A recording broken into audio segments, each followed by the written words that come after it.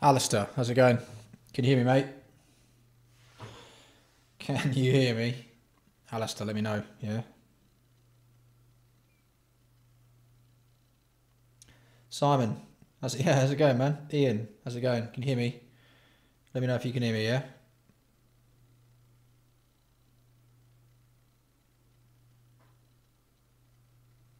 I'm alright, Simon. You can hear me, excellent. Alright, loud and clear. Christopher Hansen. Christopher Hansen, are you of legal age yet? Culture shock, alright, geez. How's it going, mate? How's it going? Morning. Morning? Where are you, mate?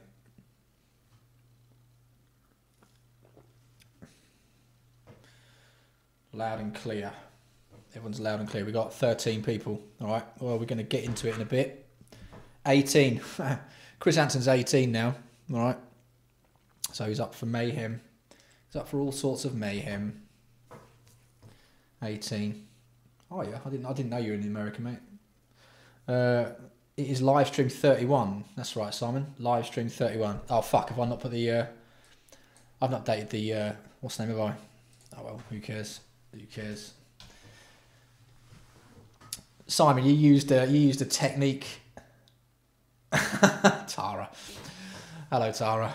Hello, Tara. You're right.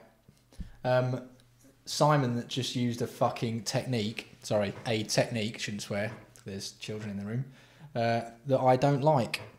You know when someone. You know when you cock up. You know when someone cocks up, right? And then someone else hears it. But then the other person who hears it comes back with, "Oh, isn't it?" Yeah. Well, Simon's just done that. Atsuji Arai. Yeah, mate. Yeah. Yeah. And Toby. Toby's there. Hello, Toby. My arch nemesis. Yeah. Well, number 30 get uploaded. Simon, it will, man. It will. I've just been busy doing other stuff. Uploading streams, look, it sounds like it should be easy, but it takes forever because I've got to like get the chat, overlay it onto it, render it, blah blah blah. And I've just been busy. What I've been doing, busy laying down, doing stuff like that. Yeah, busy being a dickhead. Yeah. How many people we got? 16. All right, we'll start when we get to 20. Yeah. This is a 7-Eleven drink. Yeah.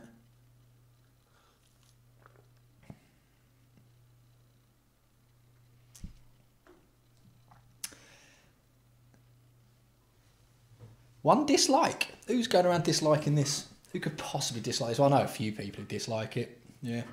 Jealousy, mate. Jealous of my rugged jawline. That's what it is, isn't it? Yeah. There's going to be a lot of swearing in this, and that'll mean the ad revenue will be cut. But do I give a fuck? No, I can't. Don't. Yeah. Classic me. That's so me. That's so me. All right. Yeah. Yeah. And we've got a few bits of news. To get through. Bit of chit chat. We're going to go heavy. Going to do a heavy topic tonight. Yeah. Going to get into it. Going to make you all cry. 17. Anyway, yeah. Before we get going, what have you all been up to? What have you all been up to? Tell me your interesting stuff you've been doing, and we'll get on. Just sat on my Herman Miller chair, mate. Look at that. I love the way the light cuts through the mesh on the back. It's just pure quality. Look at that, and it holds your back in like so well. Herman Miller.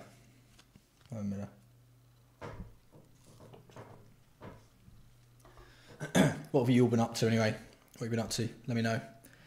This is a chilled out chat tonight. We're not going to get annoyed about anything. All right. We're not going to slag anything off. No bad stuff's going to get said tonight. All right, we're just all friends and we're just being nice to each other in here tonight. Culture Shock is saying work in reading, work in riding.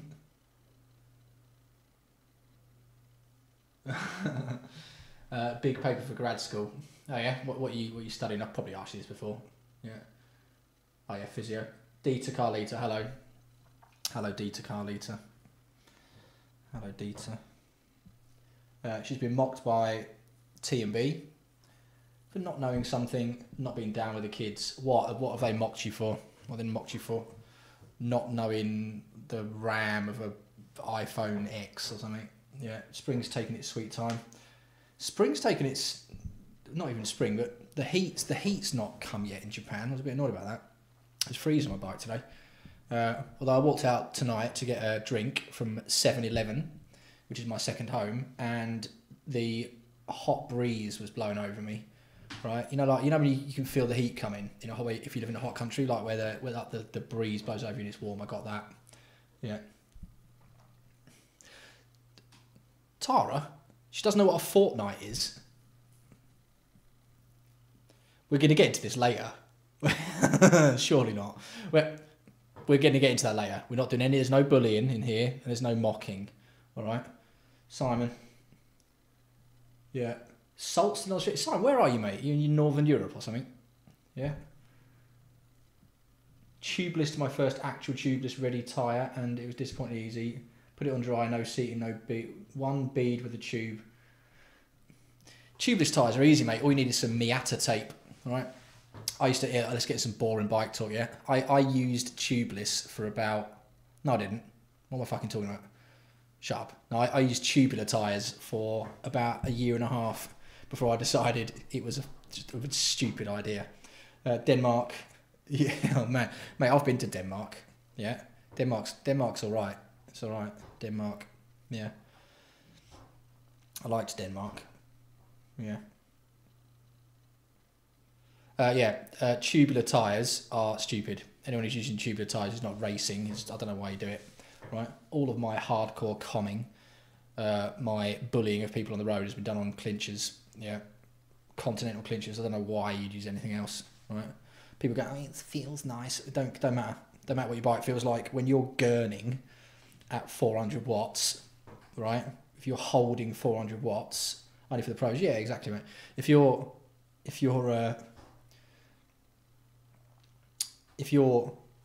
doing that, like on the handlebars, like biting the stem and just like you're doing that, and you're giving yourself spina bifida, throwing down on the river, yeah, throwing down at the mountains. It don't matter what your bike is, yeah. Me and Dita, right, are going to take the Japan shopping bike race scene by storm over the next few months. She'll tell you about that. Yeah. Oh yeah, Ian has just mentioned something. Yeah, apparently I've got 2,000 subscribers. How's that? I didn't know. Yeah, Dita told me earlier, and I just like to say thank you. I know who my 2,001st subscriber is. It's Tara Wilkinson. So thank you very much, Tara Wilkinson, for being 2,000. What am I talking about? Trying to puke while I say thanks. Thanks for being 2001. You are a space odyssey, love. Yeah. Tubulars are like an inferior tubeless setup. I don't know how tubeless would work on a road bike. Tubular is just like a self-enclosed tyre in it that you seal onto the rim. But unless you're racing, why would you do it? Like when I used to use tubulars, right? If I ever got a puncture, if you ever get a puncture on a tubular, people say you can repair it. You cannot, right? You get a puncture, that's the entire tyre down the bin, in the bin, right?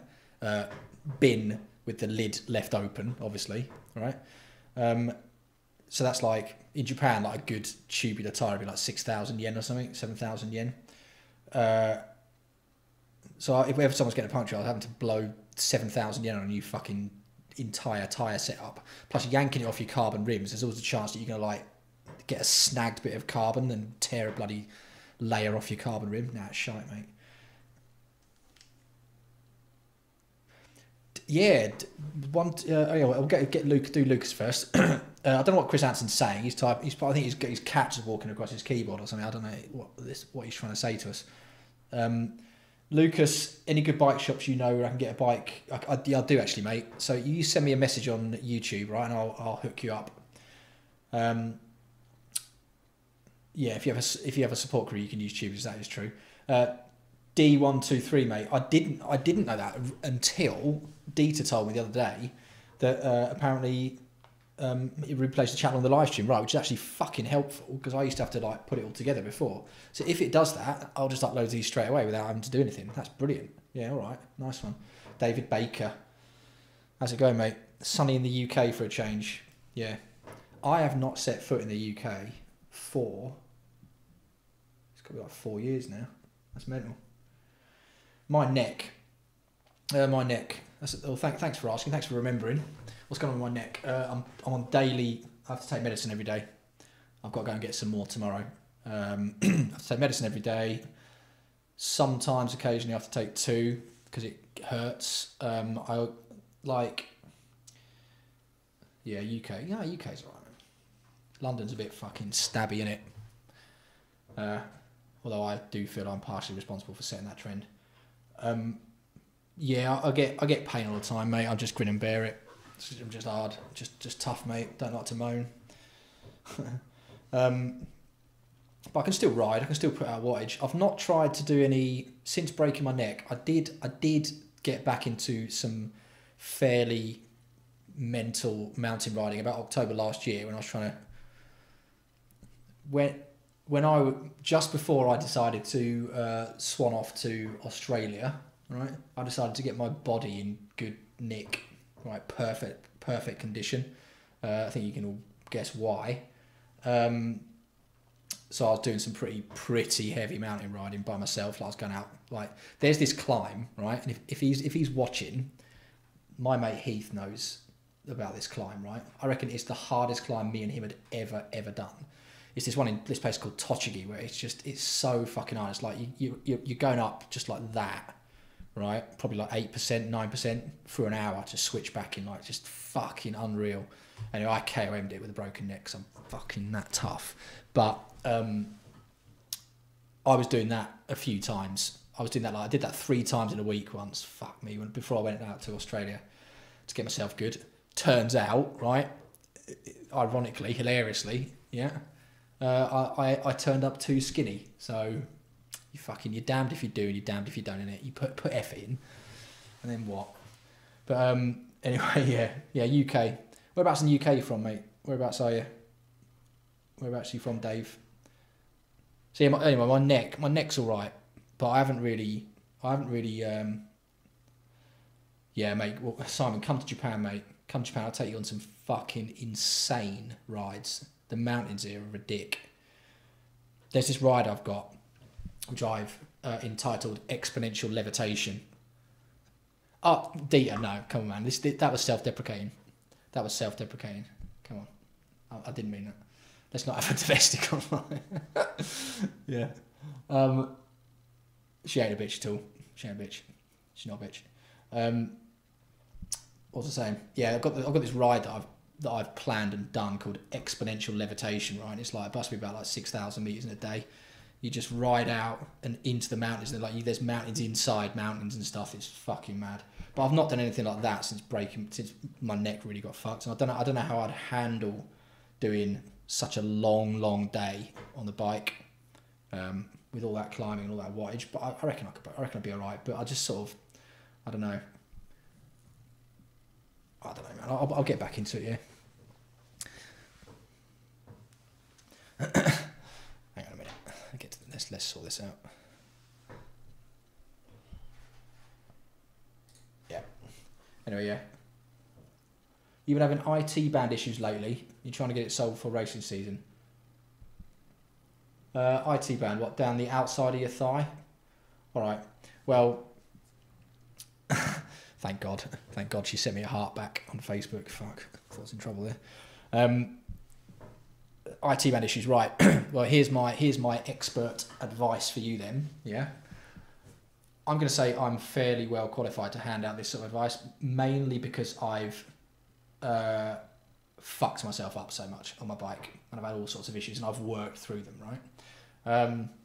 If you're having IT band issues, first thing you do obviously is just roll it, right? But then the thing is though, whenever you have some sort of tightness anywhere in your body, it can be caused by something below it or something above it. All right. So with your IT band, you want to look at you want to address the psoas muscle system in your spine going down to your hip. You want to look at your TFL band going around your arse. You look at your piriformis. You want to also look at like the inside of your groin area. You'd also want to get someone, if you can, to video you riding and seeing if you're antenating or pronating too much in your shoes. Cycling in Japan, all right, mate. All right, mate. How's it going? And yeah, see if you're like dipping your ankles in too much. If you are doing that with your shoes, you can get some inserts, all that kind of shit. So look at the whole kind of system as well as the actual bit that's fucked itself, right? And you might be able to figure it out and then learn something in the process. Yeah. Cycling in Japan, mate, how's it going, man? You've been riding much, have you? I didn't give up, but I slowed it down a lot. Yeah, but I'm getting back into it a bit now. Peter Kim, do I still recommend the? You're going in the morning, right, mate? It's going to be pissing it down tomorrow. I'm going to go out in the afternoon. All I do when I ride now, mate, is I just go out by myself and just fucking bash mountains or just go like what monster on the fucking rivers. I haven't had a group ride. Well, I had one in Australia, but I haven't done a group ride seriously probably since I saw you. It's been that fucking long. I think I've forgotten how to do it. No, the last one was with Heath when I was going to Heath. Sorry, man. Peter, yeah. Do I still recommend Pioneer Power Meters? Yeah, defo, mate. Defo. My power meter, my Power 2 Max is still going very good. I've had no problems at all. I've changed batteries about 5 times now, which has cost me a grand total of about 2,000 yen. Fuck all. I've had no issues, ridden it all over the place. It's been on a fucking plane twice. It's been handled by baggage, all that kind of stuff. I can tell you my how to get a bike to Australia from Japan story as well, if you like, and back again. Yeah. So yeah, those Pioneers are good, mate. They're good. I know a couple of people with them now, and they've had no issues at all. There was one issue. The first person I knew who had one, she had some problems where it just wasn't connecting to her Garmin. But I think, no disrespect, but I think that may have been user based rather than an issue with the technology. But she's got no issues with that now, according to her Strava. What am I saying? What bike am I riding? What bike am I riding? Same as ever, mate. Evo. I've sort of.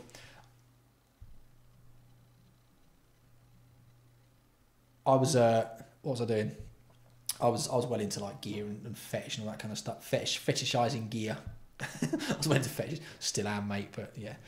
But I've just given up. I'm still riding a 2014 frame. I don't really give a fuck. Like I can't see anything could be that much better than it. So yeah, Cannondale Evo, Power 2 Max, Dura Ace 9000, Cannondale cranks, extra light hubs and stem, deader bars, deader seat post, physics seat. Job done. Dura Ace pedals. You joined a shop team, did you? Cycling Japan. That's good, man. That's good. That's good. Yeah. I always thought you were better than that fucking bunch. You know what I mean, don't you, mate? You know what I mean? That's where you should be. You should be out doing that. Fucking throwing it out. There are some fucking beasts here in Japan, riders. There are some fucking strong guys. My arch nemesis, Sexy Yoshinori, I've still giving him some stick up on the rivers. Me and him. I haven't seen him since for about 4 years, but me and him are still fucking on that. Yeah. I reckon between him and me, we're the hardest cunts that have ever been on that fucking northern Tonegawa, Edogawa place. My Sekiado TT KOM is, I'm going to say, unbeatable. Nobody can beat it. If anyone beats it, I'll give him a grand. All right? Yeah. Could be going problem as well. Yeah, it's all that shit, man. It's all that. The only social media you need is the cult. That's true. I was actually thinking about starting a forum. Would you lads be interested in a TDI cult forum or some sort of Facebook group? No, not Facebook, because I don't have to tell you who I am. But some sort of like, not on Strava like social group. That could be funny, shouldn't it? Yeah. The Japan-Australia story. I decided to take my bike to Australia. Packed it up in about probably 20 metres of bubble wrap, expertly. Dieter will tell you how bloody well I'd wrapped it up. Put it in a cardboard bike box that the bike shop gave me for free. Managed to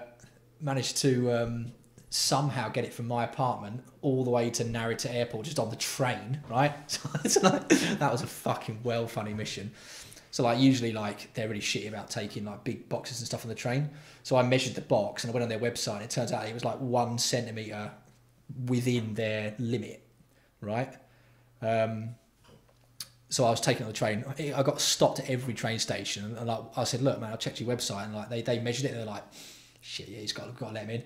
So I was like just carrying this like full on bike box through the train system in rush hour from like Saitama through Chiba all the way down to Narita Airport, and that fuck, I changed trains like 3 times. Luckily it was light. Got to the airport, booked it into Qantas, which is like the main one that goes to Australia. And then like I was shitting it, right? I was terrified something was going to happen to it, right? And because like I was looking at insurance and stuff like that, like home insurance and house insurance and all that kind of stuff, it's impossible to insure a bike of that value for air travel. You just can't do it unless I'm horribly mistaken, but you just can't do it. So I basically just put it on the plane uninsured. I was like, fuck. I mean, I got enough money to replace it, but it's like my baby, you know what I mean? I couldn't like rebuild it exactly like it is. I have to get one of these new fucking things, right? So anyway, yeah, I put it on the plane, and like at the check-in, they put it on this thing, and like the guy just wheeled it off, and I was just like, fuck, man. It was like, honestly, like, I don't know. I'm thinking I'm gonna be like first day at school for my kid sort of feeling, you know what I mean? It was like, fuck. So they took it on the plane, and the whole flight was just 10 hours from Japan to Australia. I was just like fucking biting my nails and that. Got off, and then my rucksack came out on the carousel, right? And I was waiting at the large baggage thing, 30 minutes, man. Then it came out, and I was like, fuck. And like that was the moment of truth, wasn't it? You know, that was it. I was really worried. Picked up the box, there was nothing wrong with it. Took it out. Dieter picked me up, and we drove back, and then I was unpacking it with her, and we were getting all through it and that. Fucking perfect, nothing wrong with it. And same thing on the way back. On the way back, I was a bit less worried because like I'd done it. Like, that was the first time I'd sort of taken my bike, like that bike, in a box before, right? Yeah, so that was all right. But yeah, no, Pasty, I didn't. I know, yeah, I was thinking about doing it. But I thought, fuck, man, it's like something you don't want to know, you know? Like, you know that it could be something bad, so you just don't want to look at it. Like, ignorance is bliss, right? Yeah, I didn't want to look, mate. I was thinking, fuck, what if I see it? And then I'm going to be like, yeah, it's going to be really bad. So I didn't do that. Yeah, that was pretty stressful. That have any of you taken your bikes abroad? Have you? If you have, how did you do it? I reckon just sticking it in a cardboard bike box like that was fine, as long as like when you get to your destination, like that's it. You know, like where I was just getting picked up, right? In more ways than one. But yeah, like if you're like having to sort of travel on and on and on and shit, like the more people who touch it that ain't you, the more risk there is of it getting fucked, right? But yeah, that was pretty bad. That was stressful, mate. That was stressful. Yeah. But I'm glad I took it. Riding in Australia was alright. Do you 10 times a year, do you? Yeah, I suppose if I was going to do it all the time, I'd have a proper dedicated box. I was looking at them, there's all these ones called like, what's it, Bike Box Allen and all that shit. Maven, Cycling Maven, I don't know much about him, man. All I know is he's just a fat twat. If you're watching this Cycling Maven, you're a fat twat. Fucking come at me. But yeah, and a bit of a cringe as well. Yeah, what's the same? Yeah, riding in Australia was good. It's quite different to riding in Japan. Hang on a minute, I've got a fucking sore throat. There you go. Sound like that bloke off Fast Show. Yeah.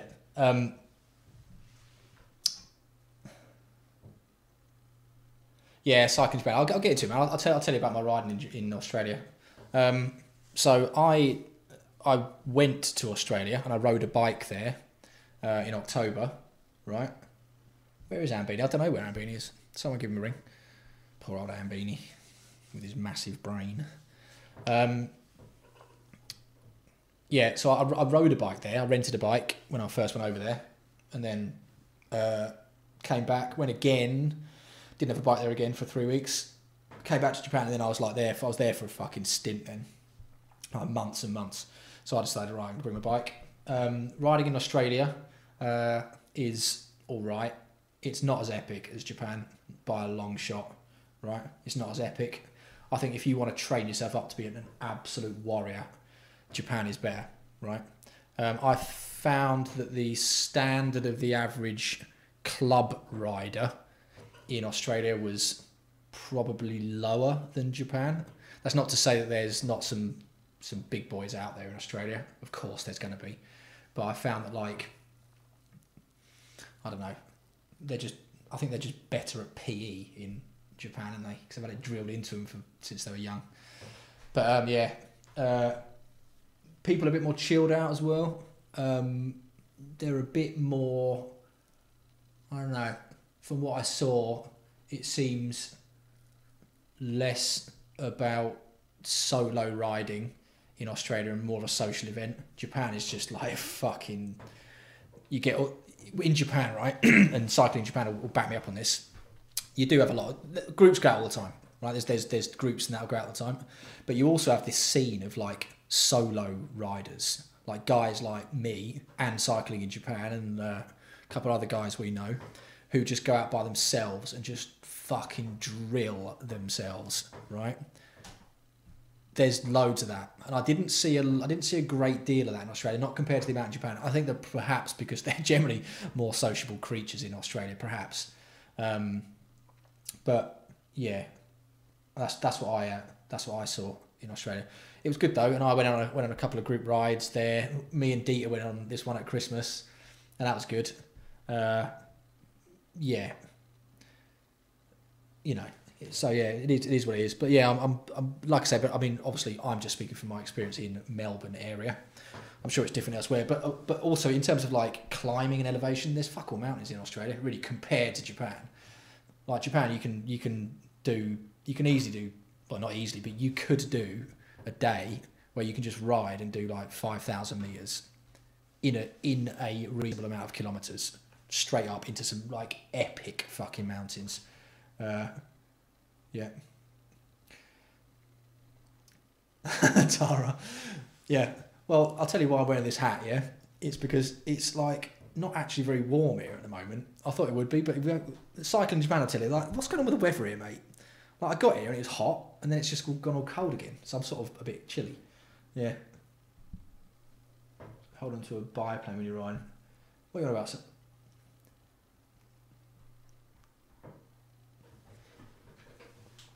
What's this?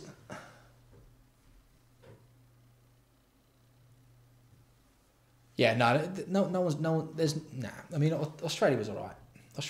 But it was like, I don't know. I think the average standard of the average fit guy in Japan is higher, definitely. Right? Yeah, definitely.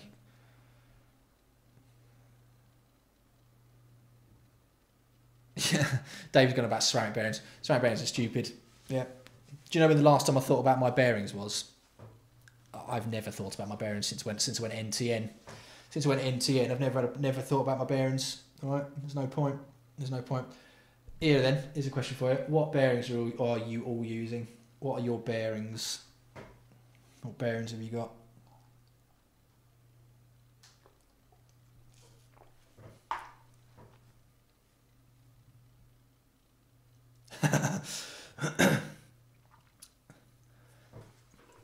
Cycling Japan, have I ever complained? I've moaned a lot in the past, but I don't think have I complained it's been too hot? Fuck me, I'll tell you what, right? There was one time when you and me went out, do you remember? Do you remember we went out a few years back? And that was before I got my form that I had a few years back. This is probably like 2014 maybe, before I really stepped it up. And you and me went out that was like the second day I've been out or something. I did 2 days in a row. Like, we went out into Chichibu and it was so fucking, like, it was ridiculous. I felt sick. I had to stop. So I think that was like that was the one time it was too hot for me, I reckon. Heath had to turn around and go home once, didn't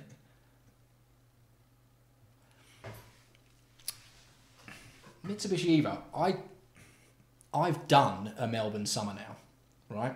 I've done a Melbourne summer, and I know that it wasn't perhaps the hottest one in history, but I'm going to say the Japanese summer is way more aggressive than the one in Melbourne in terms of humidity and all that. Right, Dave. Right, Dave. Take it easy, mate. Yeah, the Japanese do have a bit of a dedication to to drilling themselves hard. Yeah, what they lack in well, no, let's not get into that. But yeah, humid. Yeah, it's the humidity. It's the humidity that gets you here. It's the humidity. Yeah, it's like, I mean, there were no days in Melbourne where I didn't want to go out to ride, like in terms of heat. Right, there were no days like it was never too hot. But in Japan, there's definitely been some days where I'm like, I just can't do it. I just can't do it. But yeah, so but riding in Australia is good. Yeah, I'll be there again, innit? But yeah, yeah. Those rides, those were right. That was.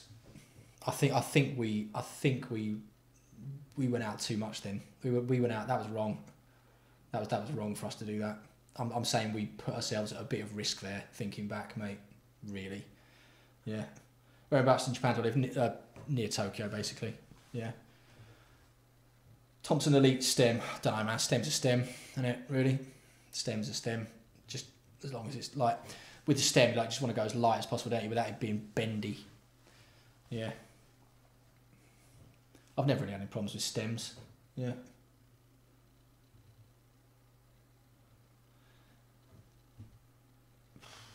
Yeah. It just the Japan, yeah, but Mitsubishi, man. I think the Japanese heat just canes you.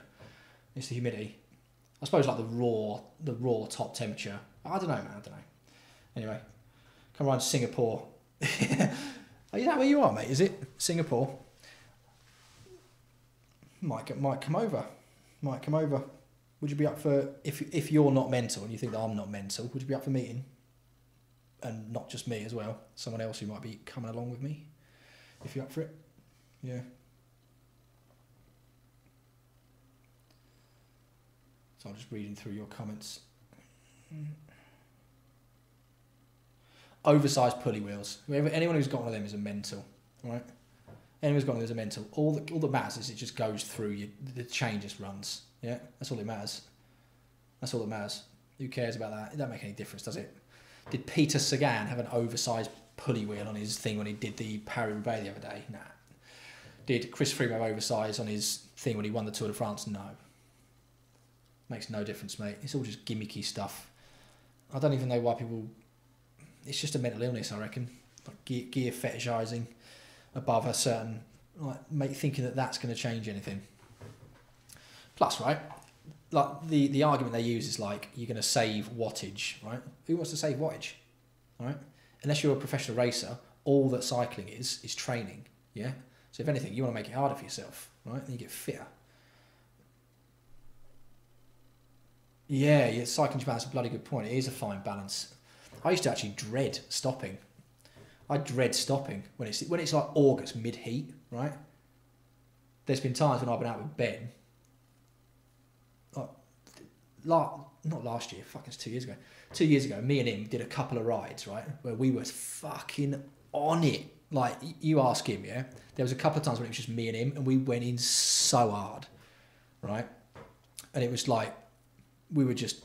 I must have been doing like 350 the whole way. It was incredible. We were just like that, bang, bang, bang, right? It was like a fully dressed gay porn in a way.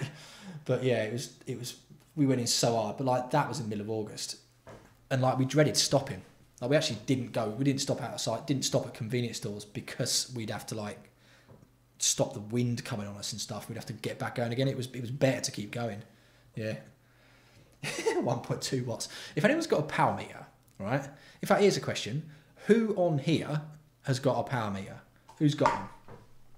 Who of you lads or ladies has got a power meter? Who's got one? Because it's 2018. Probably a lot of you have by now because they're getting cheaper, aren't they?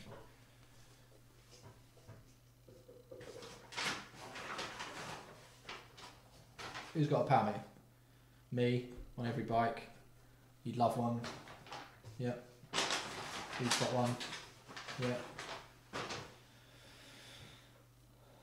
Yeah. Yep. So a lot of you then, and you use them. Yep. All right then.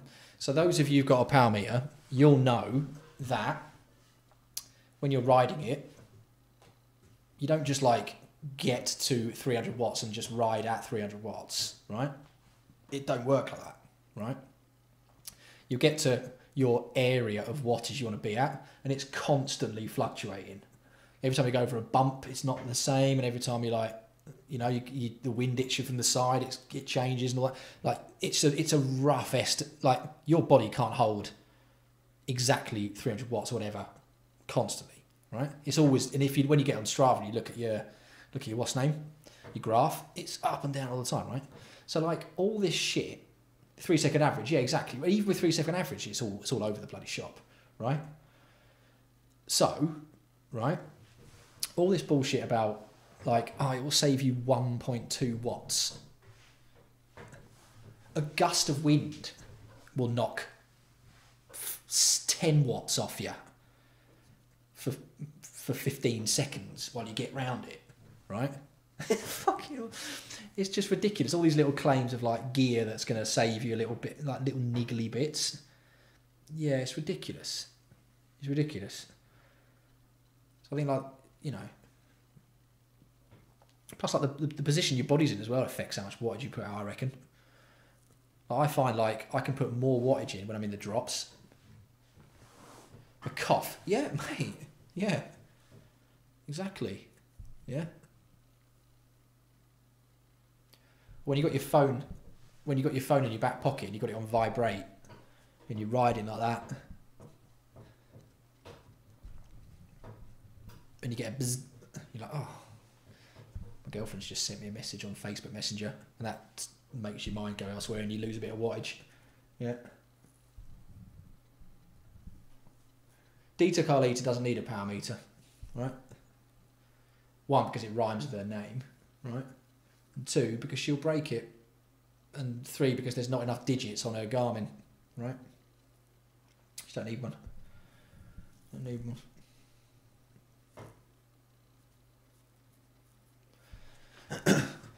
Yeah. Right then, should we get into some boring power meter talk then? I know people always talk about have you got a power meter, but what do you like actually do with your power meter? Because I know some losers who've got power meters who just ride along and she has got her own cycling coach, mate, yeah. Who just ride along and don't actually appear to do anything with it. Bike weight, I don't know, man. Bike weight does matter a bit. It does matter a bit. I don't necessarily think it matters directly, but it's nice to have a light bike when you're really fucking knackered up a climb and you think, oh, my bike is light, it gives me a psychological thrust to go forward. You don't feel like I'm dragging a bloody massive trolley up the hill. So in that roundabout way, a light bike's nice. Yeah. So what do you actually do with your power? How do you train with power? What do you do? I'll tell you how I do mine in a bit. But what are you actually doing? Who's this Ronald prick you're talking about? Is he a made up thing? Is it a meme or is it actually a thing? If he's a real thing, he sounds like I'm going to have to go and have a go at him because he sounds like a nonce. Use power to interval training. All right, Alistair. Okay, mate. So what are you doing with your intervals? Is a YouTuber, is he? Right, well, YouTubers are pricks, aren't they? Yeah, apart from me and Dia. Right. Ronald Kuba. Yeah, whatever. I'm going to completely ignore him. The only stuff I look at on YouTube is Witch House videos. That's all I look at on YouTube nowadays. Right? I don't give a shit about anything else. Nightmares and 808 channel is the only channel I look at. The rest of it is just crap. Right? He's got some fancy bikes, lots of certain seasons. He brags. I don't care. I don't care who he is. Right? I've already decided he's a wanker. There you go. I can tell him from me. He's an amateur TT champion in Hungary at 300 watts. I mean, whatever. Yeah. Has he got an unbeatable KOM on the Edogawa River in Japan, though? No. No, he hasn't. No, he hasn't. I'm subscribed. Yeah, yeah. I'm subscribed to Katy Perry. Yeah, right. Dieter will tell you how and why I'm subscribed to Katy Perry, won't you? Yeah. Katy Perry. Oils. You're a bit late, mate. You've been going for 40 minutes. So come on then, you fannies. What are you actually doing with your power meters? Because if you don't tell me, I'm just going to assume you're not doing anything. You're just polishing them, then looking at the numbers and not understanding what's going on. What are you doing with your power meters? With me, right, I found like the best results I got were doing like, say like, I know it sounds like a bit, I know it sounds a bit mental, but like working in peaks, right? So like I'd aim to be able to like so I'd start off doing like, so shall I start again?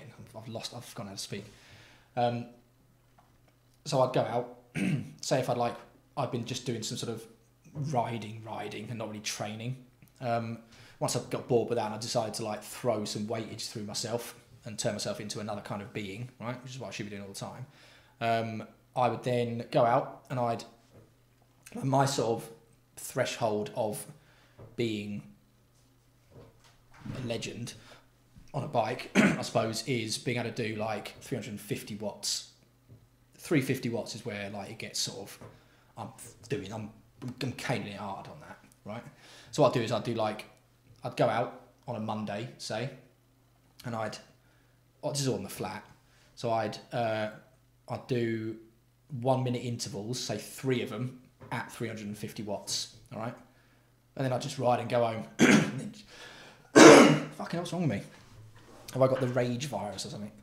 Or I caught some horrific disease from an Australian woman.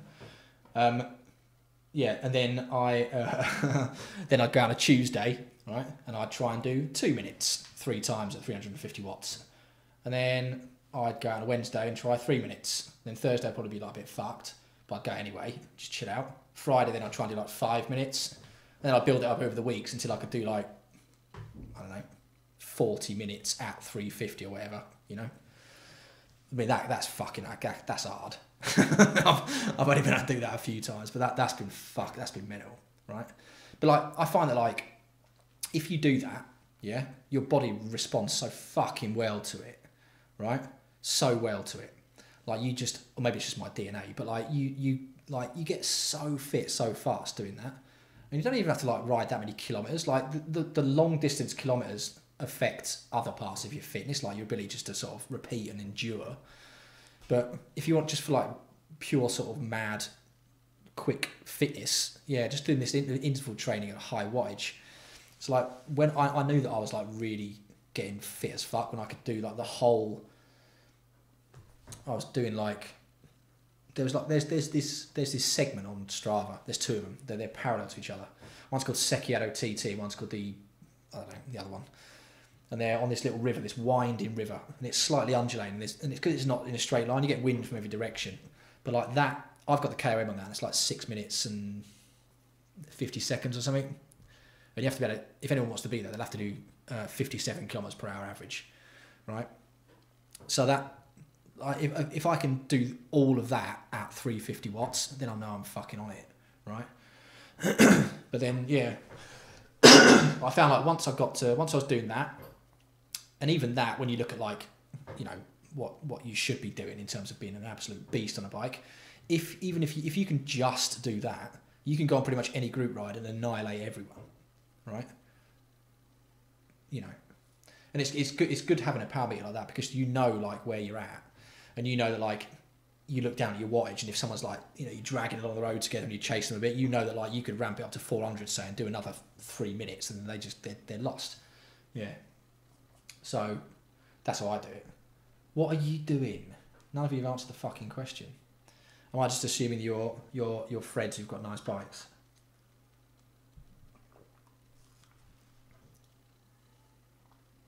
Oh yeah, when I'm climbing as well. Climbing and power is an entirely different one. Like, holding power when you're climbing is a very different feeling, and I think it's a different part of your fitness than holding power on the flat. I find that, all right, Jonathan, I find that like holding power on the flat is more of a sort of like, fucking hell, oh my God, what am I doing? Like just madness. Whereas holding power when you're climbing is more like grinding, you know? All right, Sloop John Babel. Yeah, so holding power when you're climbing, I find that like, I don't know if this is like physiological or psychological, but for me, I find that I can hold higher power on the flat consistently. When I'm climbing, it's hard for me to get to the same level of wattage that I'm doing on the flat and hold it for ages. But that doesn't mean I'm not climbing well, because I'm an all right climber, right? But it just means like, it's low inertia, but even my actual numbers are different as well when I'm climbing. Like say like I can hold, let's say I could hold 350 watts for 10 minutes. On a climb, I sort of wouldn't, but I'd still do well on the climb. I'm wondering like, is that a different, because you're not swiping through the power phase as quickly when you're, or maybe if your cadence is the same, I don't know what the fuck's, I don't know what's going on. Wheel level. Yeah. But like, I don't know what it is, but like, is it because you, fuck knows. Someone explain it to me. Anyway, I can't get as high total wattage when I'm climbing, but I can still climb well, right? Do I hold steady power? No, I mean it's consistent. Like I can hold it at a level, but I just don't get to the same level as when I'm on the flat. But I can still rattle a lot. Like I'm not going to say probably most, but I'm not a bad climber, right? High wattage for longer to climb. All right. Well, yeah, maybe. I think what would be good though would be like holding 350 watts for 40 minutes when you're descending a mountain. That would be the ultimate, wouldn't it? That would be the ultimate. High cadence, low torque. Yeah, maybe. Yeah, I don't know, man. We'll have to get to the bottom of it. Yeah. Let's get to the bottom of it.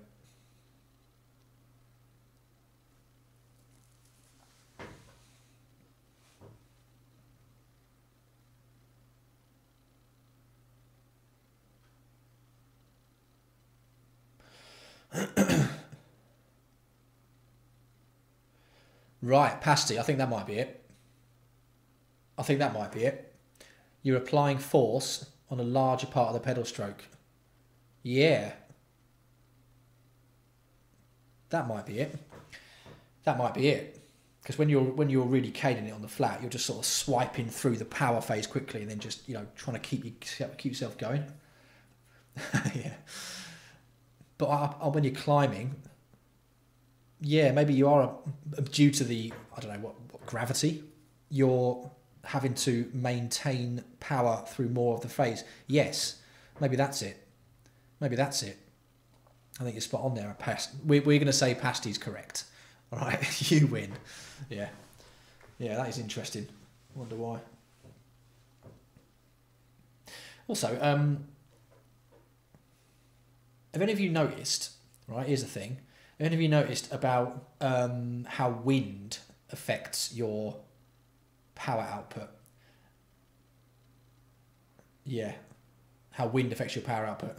And this is probably where Dieter Carlita would be the champion power meter user, if wind affects your power. Yeah. Now, but have any of you noticed any patterns where wind direction affects your power output? Because I have. Right, I'll tell you. But do any of you lot ride in a really, really windy place all the fucking time like I do? Because there's definitely something going on where wind affects your power output, right? And have you noticed anything?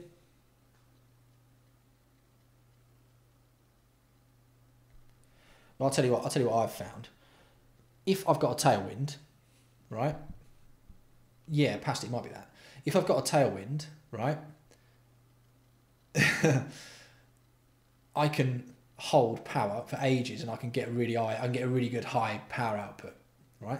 If I've got a headwind, I find that I have to kind of like brace my body against the wind. So I have to use more of my upper body perhaps when I'm riding into a headwind, because I'm always like sort of just trying to like brace myself against a gust, or like I'm just sort of forcing my way against it. So like I find that I put less power out, or I can't hold it for as long. But Peter Kim, again, you might be right, mate. It might be emotional. It might be, I mean, I'm a pretty emo guy, right? So it might be that like, it might be that when I have a tailwind, I might be just loving it and just like, yeah, mate. It might be that. It might be that. But I also find that like, it's an endorphin high because you feel the faster. Yeah, I mean, it might be. Endorphin high, there we go. And Lucas has got the spelling mistake of the evening. Endorphin, there we go. Peak power's higher with gusty headwind. Yes. Yes, that's, yeah, I think that's right. Maybe a tailwind, you only have to tap the pedals and the headwinds are... Yeah, possibly. Powers.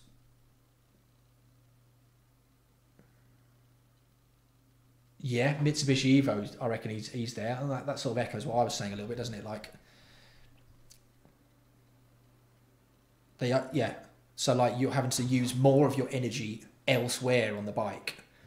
So when when the wind's blasting at you, like you have to sort of like brace your upper body against the wind and all that kind of thing. Yeah, I was thrown a bit with your mayor's comment there, mate, but I figured it out. Yeah, damn, mate, that happened to me the other day. The other day, I was out. I was like on the edge of this. I don't know if it was like, it was a typhoon, wasn't it? It was like the edge of a typhoon was passing. It was fucking windy. I messaged Dieter saying, I'm fucked, baby. I can only go like 18 kilometers an hour. I couldn't. I was like 12 kilometers from home and looking at like 50 minutes to get home. It's fucking horrible. I messaged just saying like, but yeah. Yeah, right. So like if you're having to brace yourself against the wind, you'd be able to get less power up. But then it's sort of, right, yeah, that's right as well. Steady versus bursty. I find that like, with a steady one, I get demoralised a bit. Not compared to you fannies, but I mean, for me, I get demoralised. So I'm still more moral than the rest of you, right? Because I'm the best at everything. But yeah, the steady one, I find that like I feel less like holding power for ages and ages because there's no end to it. And also like when you're say if you're like holding 300 watts into a headwind and you can see it's like another 15 kilometers, you're going to have to hold that 300 watts to keep that speed up, really, potentially, for like 10 kilometers, which is like fuck. Whereas if you've got a tailwind, you can sort of do it for as long as your interval you want and then just relax for a bit and then you're still keeping a good pace. So I suppose it's psychological in that way. Yeah. Effect of the wind on your body is largely the same whether you're doing 30. I can't even comment on that, Dale. I'm going to have to assume you're spot on with it. I don't know the physics. But I don't know, man. I find that like the faster I go into a headwind, the more it canes me. What's the difference between a steady headwind and a steady climb psychologically? That's a bloody good question. What is the difference between a strong headwind and a strong climb? I'm saying for me, you don't have wind segments on Strava. There's no one to beat in a headwind, is there? Right? You know, the only thing that happens is your average speed goes down and it's fucked. Whereas with a climb, it's purely you versus an incline, I find. Maybe.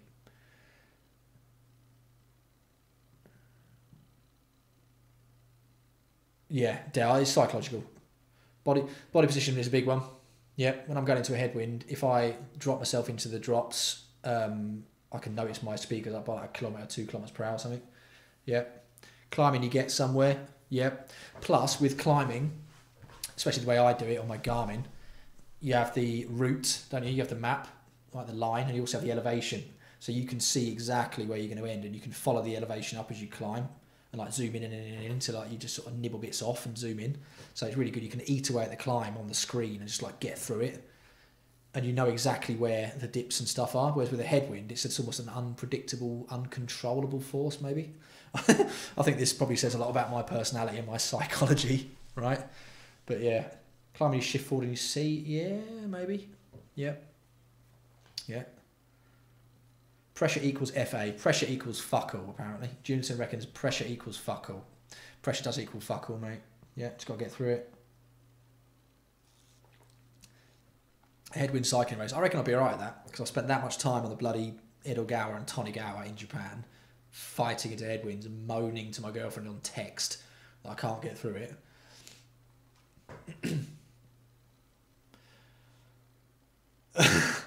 Yeah. We're gonna get into shopping bike racing.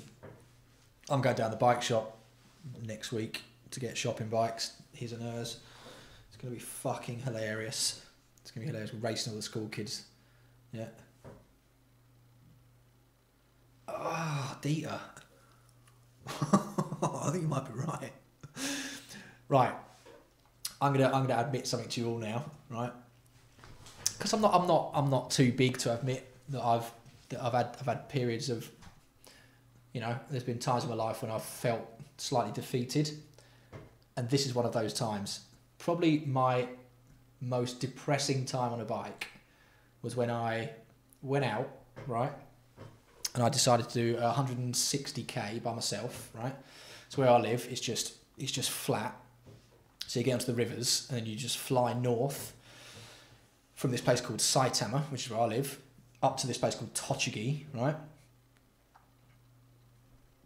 And then you just ride up and up and up into the mountains, like huge fucking mountains, right? And it's basically just me and about 10 other guys who do it. Like all the segments on Strava, there's only a few guys there. I've nearly died there a couple of times because it got too cold. But anyway, I decided to ride up there, right? And I thought, right, well, I'll tell you what I'm going to do then. I'm not going to, because what I'd either, right, I'd take my bike bag with me and like do all the way out and then get the train back. But one day I was like, I can't be fucked getting the train. So I thought, I know, I'll just turn around and ride back. It'd be the same distance, yeah? Well, I rode 75k out, I think. Yeah, 75, 80k out. So I was at the top of this climb. I'm like, right, I've done it. So I'm just going to turn around and just ride back. I thought 80k, it's like 20k descent. That's 60k back. I can do a 60k ride. That's cool. Yeah. 60k on the flat. Yeah. So I descended. It was fucking nice. It was like banging it around these corners. Got to about like 80, 90 or something. Like just really banging it. Overtook a car. Yeah. Cool. Got to the bottom. I'm like, that's a bit windy. But I was like, oh, it's all right. It's only 60k. Well, Q. Yeah. 60 kilometers into probably 30 meters a second wind, just like crack, absolute crack into my face. I was doing, for 60 kilometers on the way back, I was doing 17, 18 kilometers per hour the whole fucking way, right? My God. There were people on the river pass where I was riding who were stopping and holding their bikes up, and their bikes were being blown up in the air like that, and I was just like grinding through 60k like that, yeah? It got to one point, probably about 30k into that, and that felt like an entirely extra bike ride I'd done, yeah? Where I actually screamed out loud, right? I screamed, and I think I might have cried, right? I was just, it was like existential agony. I was just screaming into the wind and like swearing at God, right? It was fucking horror, yeah? So if Dieter's idea of hell comes true, if I had to do that for eternity, that would be hell, right? If I had to do that for eternity, that would be hell, right? With no phone reception. So I can't even send the messages on Facebook chat and go, yeah? No. That would fucking hell. That would be awful. That's the hardest time I've had on a bike. That's harder than any climb I've done. That's harder than any battling up a climb. That's been anything like that. That's been the worst. I was so fucked. When I got home, man, I think I was like holding my knees in the shower and just shaking. It was fucking grim. Yeah. So that was it really. The worst time ever on a bike. Yeah, man. Bursty to give you hope, only to destroy all over again. You are a cruel woman, Dieter Carlita. A cruel woman. Wouldn't believe it looking at you, would you? Would you? That she's got a streak of vicious cruelty that runs through her, that is enough to to ruin anyone. Yeah. Yeah. I mean, yeah, that was it, man. I was doing like 17 into it. I wasn't even in the big ring. I was having to like small, like granny ring it on the way home to the headwind.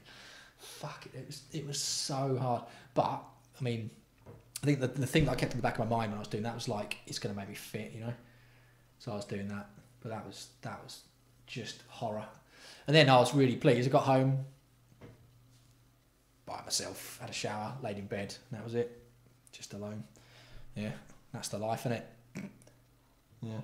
Anyway, I've done an hour now, right? Done an hour. So I'm going to get off, I reckon, and do some stuff. I might do another one of these tomorrow night if you're interested. Anyone? Lucas, there's a beast here in Singapore who did the local 40 coming in a Dutch. Yeah. All right. Yeah, I'm gonna do one. Let's see how this thing uploads here with the chat built into it. If that's true, if that works, that's great. I don't have to do any work. Yeah, man. Nice one, Simon. Yeah. I think there's some more stuff to talk about tomorrow. Yeah. Nice one. All right, lads. Take it easy. Yeah. Cheers, Dieter, as well for wielding the band spanner. Everyone's been quite well behaved, haven't they? Laters.